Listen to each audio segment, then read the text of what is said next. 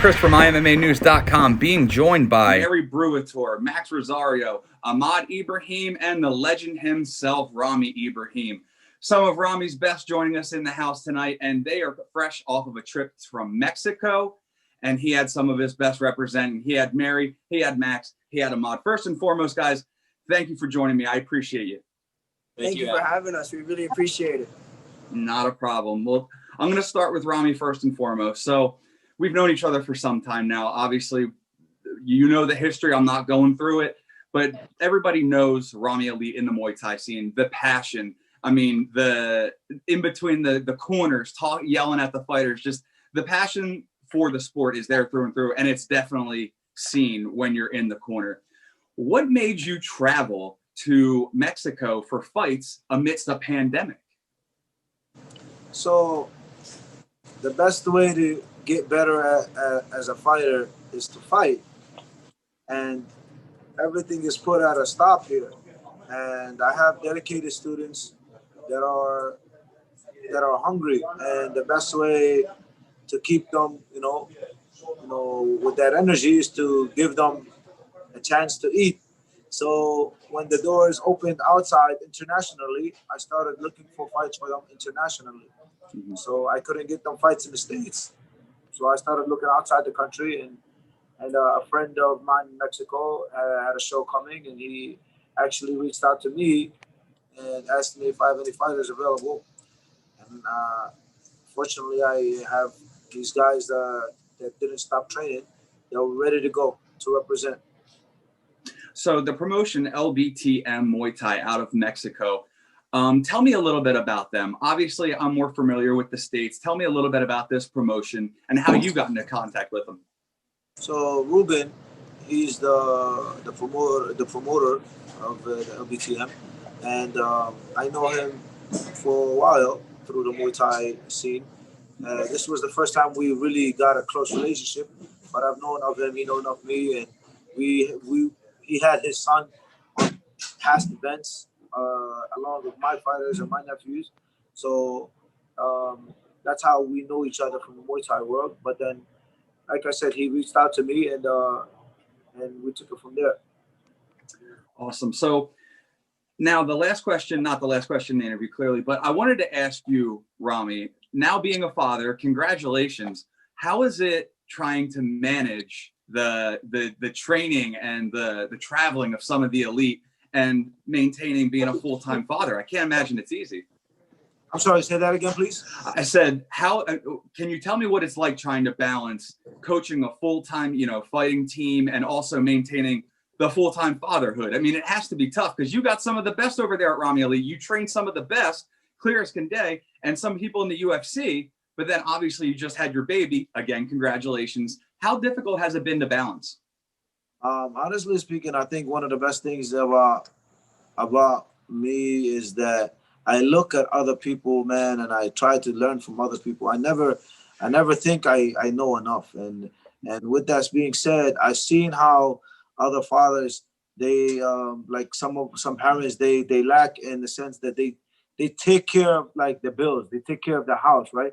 But they're not really there to spend some time with their son or daughter and so forth, and that's where they lose their kids. So I'm trying my best to try to please everybody. That's also been a bad thing about me. I try to please everybody. My students, I treat them like family. So I try to give them personal time, and as well as my wife and my daughter, I try to give her time. I play with her. I take her out. I try to treat everybody like my children, and it's been very hard, but it's brought a lot of life to me. And honestly, it's she's at the gym every day. She's almost at the gym every single day, literally every single day. She runs around while we're training, hitting pads, right next to me while I'm kicking. And she'll like bring a stick at times, try to imitate me, and she'll go people with a stick. That's crazy, but it's a beautiful thing, man, and I think it keeps me alive, and it makes me forget about the hard times and the hard days. That's awesome. I love it. Now I want to. I'm waiting for you, by the way. I'm waiting for you. Everybody doesn't know, but I went to this man's wedding, and I'm waiting for him to have his beautiful child. Well, let's not worry about me right now. You know what I'm saying? I don't know if the kids side of it's for me. I like to more focus on, you know, spreading the good word of you fighters, right? Let's keep it young. You know, we just got back from Mexico. There you go. Nah, I appreciate you. Again, like you said, you were at my wedding. I can't tell you how much that meant to me. Unfortunately, my wife's not here, who, as you know, you cornered at my wedding in our fight, or whatever you want to call that, for the cake fight. But yeah, it was something. But anyway, so let's get into the trip of Mexico in itself, right? You had a little bit of trouble at the airport. Can we talk about that? Say that again. I said, before we get into the trip to Mexico and the actual fights itself, I heard you had a little bit of a mishap at the airport. Can you tell me about what happened with Ahmad? Not Ahmad Ibrahim, Ahmad Alatma. Oh man, it's talk about. It was a very, very sad, upsetting situation. So he's a Syrian refugee, and Ahmed Alatma, he's a Syrian refugee, and he was one of the fighters that was set to fight in Mexico. I looked into the steps that I needed to take for him to be legally able to fly and come back. I spoke to the embassy and directly with the Mexican embassy, and got to also to speak with our side. And I was told basically that a refugee can go, because for those that don't know, once him being a Syrian refugee, once a person is a refugee, it means what? They ran away from home, right? So once they run away from home, they lose their passport of the home that they were living in. So nobody else would, wherever they run to, also they won't get a passport there. There was a company that ended up legally bringing his family to the States, and then gave them a green card, and they're legal here now.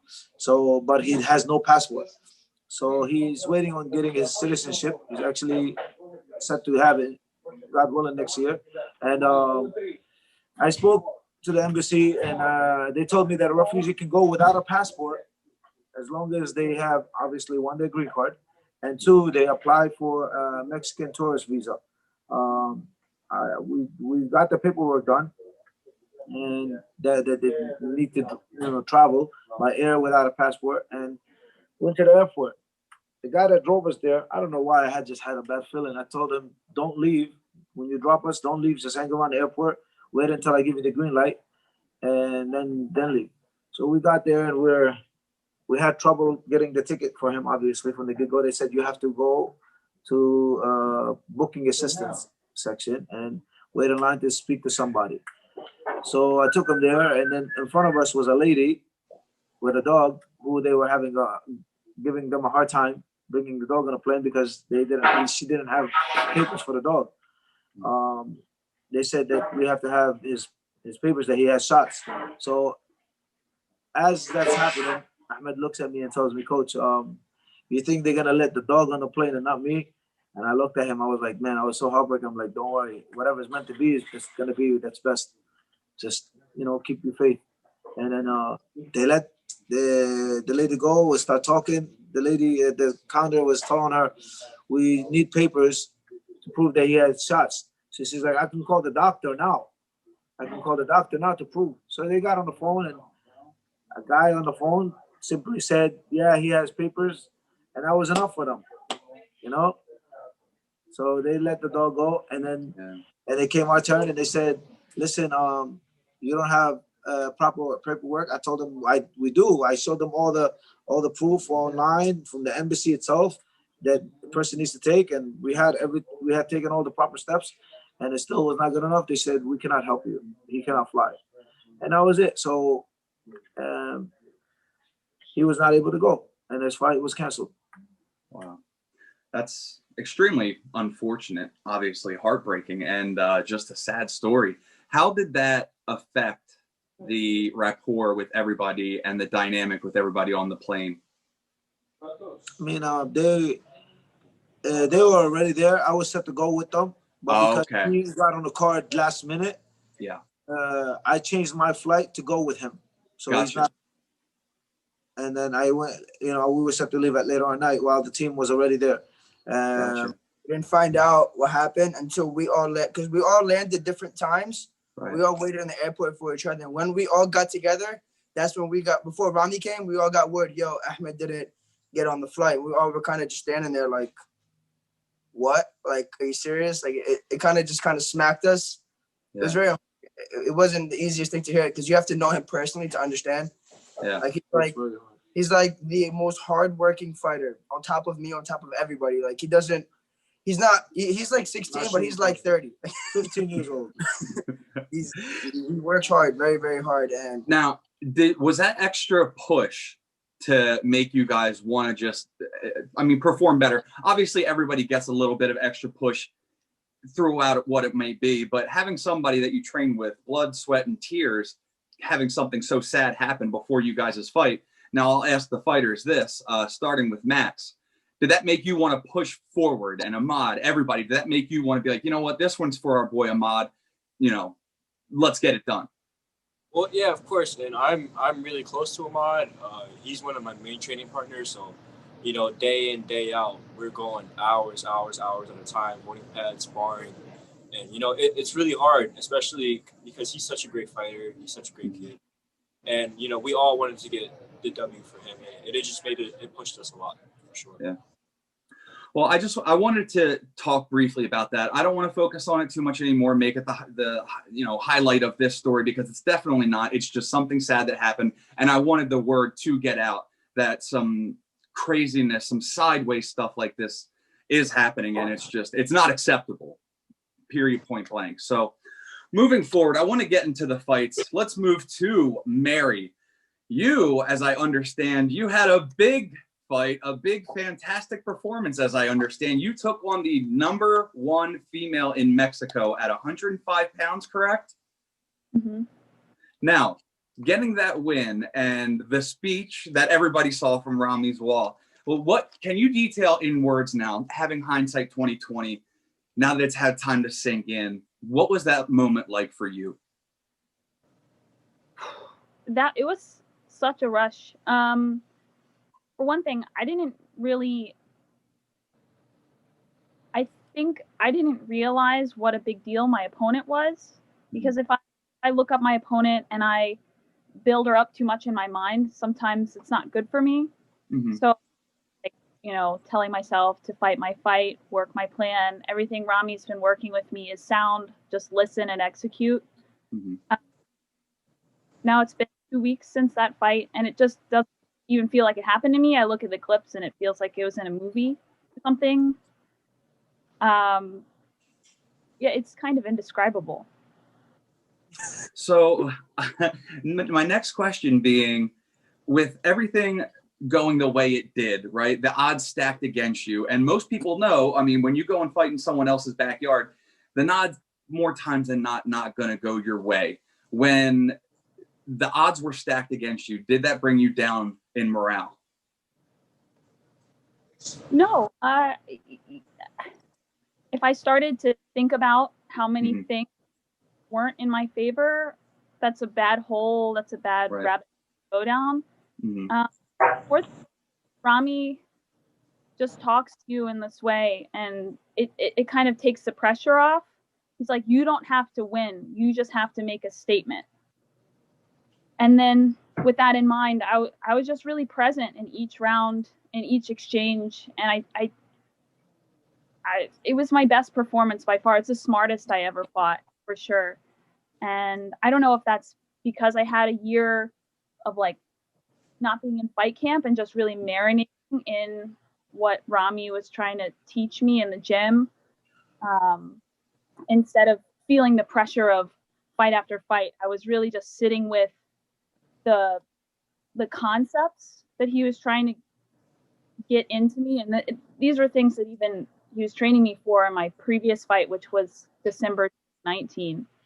And I think it just finally absorbed. It takes such a long time for those neural pathways to groove and for you to be able to execute under pressure. And it came together you're not conscious of it. It's subconscious, and it came together. And Rami, I got to ask, going off of that, when you do give your speeches in the corner, I mean, I've been there for a lot of them. I've heard a lot of them. So, I mean, I can attest to it. It's not what the fighters need to hear. It's you showing your belief in them. It's you showing that you're 100% behind their back, no matter what. And even right or wrong in the ring. I've seen you try and hop in there against the referees, for God's sakes. But so which it just makes me question, with all that passion that goes into it, is that just your raw emotion coming out? Because like you said, you like to treat your fighters like your children, or is that something that you know you need to get out to push them, or is it just raw energy exploding? It is raw. It's definitely not planned. It's definitely not planned. Like, I've had a moment with this guy where I planned that I wasn't gonna be hyped, and last second I exploded. So it is raw when I talk to my fighters for the fight, during the fight. So with each fighter, right, is different. Some fighters, they got the mental part, but they don't got the physical part. Some fighters, they got the physical part and the mental part, but they don't got the game plan, the technique. So like, you got a good teacher has to figure out what's missing in their student and their fighter. So when Mary came to me, Mary had experience. I've seen her, and I knew her, and I believed in her. Like, there's people that they have everything, but they don't have this, right? And that you can't train. You can do, no matter what you do with them, they will never get it. I knew she had it. I knew she had this. I knew she had this. What she didn't have was this connecting with this. For her, in my opinion, I didn't think that she knew how good she is. And I just had, in Mary's case, I'm just trying to let her see what I see in her, and I believe she understood now. And I believe everybody in the world that's seen the little clips that I've been posting knows who she is. And now it's finally clicked. Listen, you're going to win, you're going to lose. It's not about just because she won. It's not about that. It's the fact that she believed in herself. And that is what I've been trying to train with her on, just to let her see, to let her see it. And because the first process is to know it and then see it, and then you go and do it. You can't just go and do what? So that's what I was trying to do with her. And I have her see what I see in her, and she finally let it click. Mm. So Mary, we were talking about that a little bit before we started, how you transitioned to Rami. Would you agree with what Rami's saying? Obviously, can you branch off of that and tell me what exactly has Rami done to step up your game from the past? Well, I mean, first of all, thank you, Coach. I'm so moved, and I'm still just bowled over, because everyone can say these little things, like these trite little things. Fighting is mental, but if you haven't been there and you haven't crumbled mentally, or you haven't had like years of feeling like an imposter, and then to try to correct that and to be able to and like really feel it, I don't know. I just also, not for nothing, this fight camp and every time I fought for Rami, which has been 4 times in the past 2 years, it's hell. You get put through hell in the gym, and I would have to go and spar with Max and spar with this Ahmad and also the younger Ahmad that didn't get to fight on the show, and they just beat the crap out of me, and I had to perform under that pressure. And I knew if I could hang with them and if I could hear Rami talk to me when those guys were pressuring me, then I could do it against any 106-pound woman in the world. So do you have any plans, or maybe I should ask Rami this, do you have any immediate plans for the future or your next fight? Well, obviously I'm trying to see if there's anything open. Yeah. The plan is actually to start my own promotion. Whoa, okay. Just dropping a bomb on us. I like this. Okay, let's talk about it, Rami. Your own promotion. Now, fill us in on the details. When did this idea come about? What kind of Are we keeping it secret? I can see that smile. I know that smile. I've thought about this for years. I've actually gotten the name and started the page and done this long time ago. I just never had the courage to do with it. Okay. Oh, it went back to, oh, there we are. Really? So is there can we expect a date or any time frame, or do you want to drop a name on us, or? The name has been made, but I'll wait. I'll tell you all out of the video. Of course. Outside. Yeah. Okay. Awesome. Well, now let's move into Ahmad. Ahmad, that's that's another one that I've shared quite a bit of time with. I've seen you, honestly, from a teenager become a young man to transition into this amazing professional fighter that the journey's just been incredible. And it's been long, right? But seeing the blood of Rami, being a fan of Rami, seeing it transition down, it's awesome to see. So what's it like now being the professional and stepping into the Ibrahim shoes per se? Because I don't know if Rami's going to make a big comeback in the future. That's not what the topic's about right now. But what is that like, stepping in the shoes of the Ibrahim family in the art of Muay Thai? Well, first, beginning of my career, I was amateur. I wasn't the best fighter when I started. But that's like another type of psychology story. But then I got really, really good as an amateur, and I got a lot of belts. And then when you turn pro, when you turn pro, it all just goes away, and everything you did means nothing. And now you have to start all over.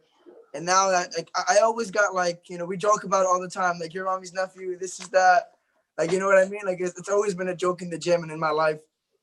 But at the end of the day, it is very, very, very big shoes to fill, because, you know, we share the last name, and the things he did are just immaculate, and you can't really compare it to anything. And at the end of the day, you know, our stories are kind of different, but we're also very the same. Like, we don't fight the same, but we fight for the same things. So in that aspect, it is a big deal to us and what we actually fight for. Like, anyone who fights Muay Thai, you're not fighting to be rich. Like, you know what I'm saying? Like, like, if I were to tell you guys how much I got paid as a pro athlete the last 2 years, you would probably be like, negative. Yeah, like, you know what I mean? Like, so it's definitely not for the money. It's what makes it so special is what we fight for and what we stand for and how we act in the ring, you know? So it definitely is very big shoes to fill. And coming off of last year was the best year of my career, period. I fought I left 4 countries last year. And as a pro, I fought 9 times. And a Muay Thai professional fighter at 125 pounds in the USA, that is a lot. You know, so coming off of what I thought was the best year of my life to this year being even bigger of what we had planned with the USA team and with IFMA and all the opportunities that I was looking forward to, which got completely canceled.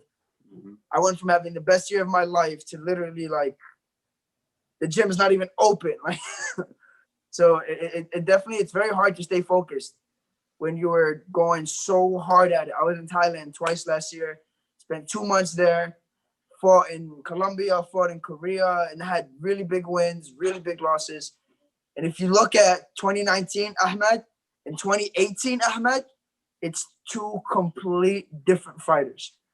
Like, I always had the skill, but I really, really, really needed those losses that I had. And it just made me so much better. And it was so unfortunate with the pandemic. Like I was supposed to fight in Peru in March, and it got canceled 2 days before we were supposed to go. And I was supposed to get matched up with a gold medalist. So, like, I just had such big opportunity this year. And the fact that he was able to get me a fight, I didn't expect it.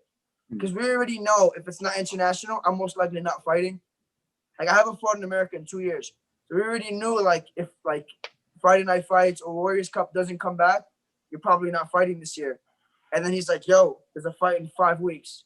I'm like, what? Like, I was eating like an idiot, you know, like, with the intentions of, I already know how it works. I'm most likely not fighting anytime soon if the pandemic is still here. And he's like, you want to fight in 5 weeks? I'm like, shit, yeah, like, let's do it. Like, how much you weigh? I was like, we don't have to talk about that, but, like, like, let's just get it done, you know? And I trained since March. I never stopped. When he did the group sessions at the park, I was always there. I was always running. I was always like staying sharp, you know? So the fact that I was able to get a fight in this year was very, very, very big deal to me because fighting is it's a big part of my identity. Like, I've been fighting for 10 years. That's not a lot, but it's a lot. Like, I am 25, I'm young, but at the end of the day, 10 years is 10 years. So it just became a big part of me, and I always have like a huge identity thing. It's hard to stay motivated, you know, when there's nothing to look forward to. So I'm grateful that he was able to give me an opportunity, and I was able to do what I did the way I did, and it was just an experience in itself, you know. And your opponent, Brian Tower, as I was obviously doing the homework, reading the posts and everything, that people were having some issues with the altitude, so you decided to lay back, let him come to you, pick your shots, and you just made it happen and work to your game plan. Can you talk about the fight from your perspective? So the fight from my perspective was, like, to be honest, I had no perspective because this was my third opponent, and I literally, we both walked into the fight knowing nothing. Like, we couldn't find a video on this dude. We just knew his name. Like, our first opponent was like possibly like 5'11". We had a structured game plan. Like, all right, this is who you are imagining when I'm shadowboxing. My opponent changed like a week and a half, I think, before the fight. And this dude, he screws me, man. He's like, yo, I did. like, I know, like, I've had so many fights canceled. I already know the signs. He's like, yo, your fight's canceled. No, I said I got bad news. He's like, I got bad news. I'm like, no. And then I left it hanging. No way. He didn't respond after that. So you know when he. And I'm like, dude, your phone is in your hand, 25-8. Like, I know you saw my message. Like, are they looking for somebody else? He's like, yes. I'm like, okay, can you let me know? He's like, oh, they had an opponent already. I just didn't, like, I'm like, why didn't you say that in the first message? This is a mind of like 8-hour conversation with like 4 text messages. But I did it on purpose. And I sat on my steps with like my running clothes sitting there like I don't know if I have to run right now. Like, I'd rather just sit inside and like take a day off if I'm not fighting. I'm sitting on my steps like, and he's like, you're fighting. You have an opponent ready. I'm like, all right. So then like, I'm like, who am I fighting? What's his name? He's like, does it really matter? And I was like, I guess not. Like, and that's what I really said to him. And then I didn't even know the name of the person I was fighting until like 3 days before the fight. You know, like any other fight, I'm trying to look him up. I can't find nothing. So I'm like, dude, I just hope he's not tall. Like, that's all I care about. I hate tall fighters. And we got there, and then I see him, and we're the same height, but I had no idea what to expect. I don't know if he's had like international IFMA experience. I don't know if he's a right hand, left hand. So I'm like, at this point, Jesus, take the wheel. And like, whatever game plan he tells me to do is what I'm gonna do. And then like Max, Kevin Rhodes, who was there cornering. When I fought in Chile, the altitude was high, but like the way they all like came out the fight, I'm like, damn, it must be really bad. And I went to him thinking he was gonna like comfort me. I was like, yo, like, is the elevation really that bad? He's like, yo, it's bad. I'm like, damn. And I would have done it. I said it to, like, I didn't, if I would have said it to a beginner, okay, it's bad, but he has a lot of experience, so I'm expecting him to handle that pressure. So I'm expecting him to take that knowledge and know what to do with it. Because I had a hard time walking to the ring and back. So I have to ask, Rami, why did you leave my man hanging for hours on end? What is it with these little fun times that you have with your fighters? What is this? It's just you. It's just you. My whole life. Part of it, I like to do it just because. He's family. Why not? Part of it, I just do it just because I like to do it. You know. The other part is I like to give him the experience of pressure. Mm-hmm. You know, he doesn't have, the only pressure he has is the one I put on him, and I like to put it on him that way when he has the idea of how it feels. You know, if you are expecting something easy all your life, the day that you have something bad, you're not gonna know how to react. Oh shit, with this, that, you're gonna freak out. So I do that actually a lot with a lot of my fighters. I do it the most with him, but I try to say things and put my fighters in situations that is, to some people might sound like it's effed up, but I do it on purpose to give them pressure, and I like to have them in that situation.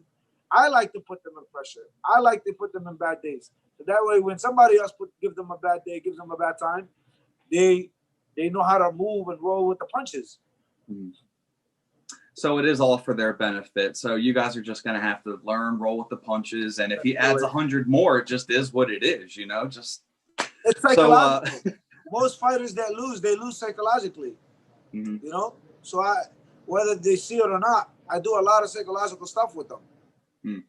I've also seen a big thing, and I noticed it yesterday when I was watching the Glory card, with some people just lacking, for a better word, some of their cardio. And that's nothing that you will ever be shy of, because I've seen videos where somebody's about to be done their workout and you're now an extra 100 on top of that, extra 50. No, we're not done, and keep pushing. So it's for their better, greater cause. And I support it, Rami. So we'll move on to my man, Max. So as I understand, things didn't really go your way. As soon as you got in the clinch in a Muay Thai fight, you were broken up. That had to be frustrating. Can you tell me about your fight? Oh, well, it was actually kind of a funny story because Rami also played. It was a little bit of a psychological game for me too. So basically what happened was we recorded a video and it ended up getting out. So the LBTM, the promoter, he wanted to get another opponent for me. So after they saw the video. After they saw the video. So we have somebody else for you. So they kind of say, okay, this kid is a little better than we expected, so we're gonna get you somebody else. However, that's not how my coach works. He was like, hey, we might not just make it a three-way, you know? So how it ended up playing out is it was kind of like a tournament, three-man fight. When we got there, we just people got to say something. They actually, when we agreed to that guy coming in, they said we'll let the tougher Mexican, the new guy, fight the lower Mexican guy, and then the winner will fight Max. And I said no to that. Right.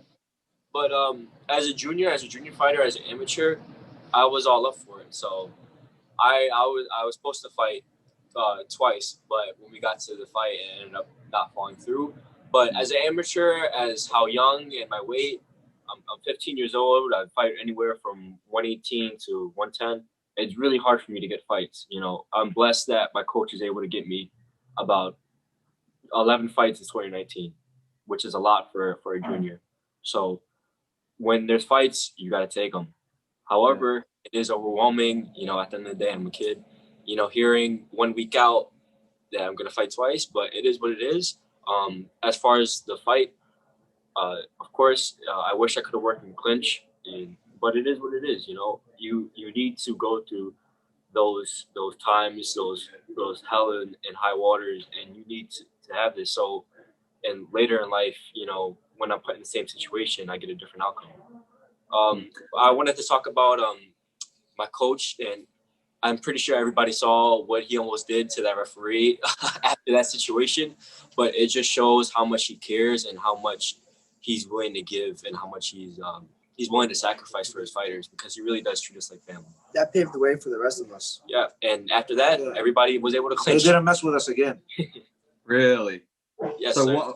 One little word from old my man Rami over here, and they decided, you know what? We're not going sideways. Not a word. I stepped up to the ref. Like, it was bad. Like I was banging, you know, like when you hit a 10-second mark, I kept hitting the ring like throughout the whole fight. And if they knew that they were right, they would have kicked me out, disqualified us, something, but they didn't say anything. So after 2 rounds of me spanking the ring, yelling and not working, I said I need to up this up. So after the second round, after that respirate, I went in the ring and I stepped up to the referee, who was a female referee. And I said, you need to fix your shit or I'm going to fix it for you. And then the promoter came in saying, you know, basically that they wrong and they're going to fix it, this, that. Even the promoter, I guess, started snapping at the referee. But then again, after that, they didn't mess with us ever again for the rest of the fighters. And So actually, they didn't even let that referee go into the ring. Really? Rest of the night. Was that referee obviously, like you said, on Max's fight, but did she have any other fights before Max's, or any that she was not being diligent on her work with? No, but see, the kid that he fought was like a famous Mexican fighter from that area. and he was the son of a very important father. That's all I'm gonna say. To remind you, we're in Mexico, and his father is a very important man, quote, if you know what I mean. So, and he was the son. So, and he was a famous kid, and he was the top dog. So, of course, they were gonna take care of him. Does that ever make you nervous thinking about that? Like you just said, like the Mexican, the special, you know, treatment of some type of people. Did you ever worry about that potentially getting back to you, getting in trouble per se? I'm from Palestine, bro. I know that. I've had soldiers with AK-47s come up to me, so I'm about it, you know. So, and I've seen and I've been in situations like that, like literally been in situations like that, and by myself. So I'm okay with it. So what does 2021 hold for Rami Elite? We saw the construction a little bit happening. We have 3 amazing fighters on the docket right here. So what's 2021 looking like? You gotta think positive, so positive things can happen. All I can say right now is that we do our job and leave the rest to God, you know, the creator. And what's meant to be will be. But like they're listening now, Mary, Ahmed, Max, they're all listening. And I'm gonna give them what my dad told me, basically. My dad told me this over 25 years ago. And he said, it's better to be ready and not have a fight than to have a fight and not be ready. So that's Makes the plan. total sense. Always be ready. Always be ready. So I guess the fighters are just going to have to stay ready to be ready. So we'll start winding it down there, guys. I appreciate you guys taking the time today. 100% congratulations across the board. Win, lose, or draw, no matter what. It's all winners as far as I'm concerned, because you're always getting a lesson learned and on to the next bigger and better things. I wish you all nothing but the best, honestly. And again, it's humbling for me to talk to all of you all at once, knowing that you're all in such great hands right there. And just seeing you guys grow, it's awesome to see. So thank you for joining me. And I wish to see you all the best in 2021. Thank you, Adam. Thank you so much. We appreciate you having us, man. I appreciate you taking the time to do this and bringing Mary on, Ahmed on, and Max. Thank you. Oh, it's my pleasure, man. Always supporting and always trying to see the best out of what the East Coast has to bring. And I know Rami Elite does just that. So we'll wind it down and close it right there. So I thank Rami, I thank Ahmad, I thank Mary, and I thank Max for joining me today. And for all of them, I'm Adam Christ. Make sure you keep it locked to my MMAnews.com for all your fight news needs.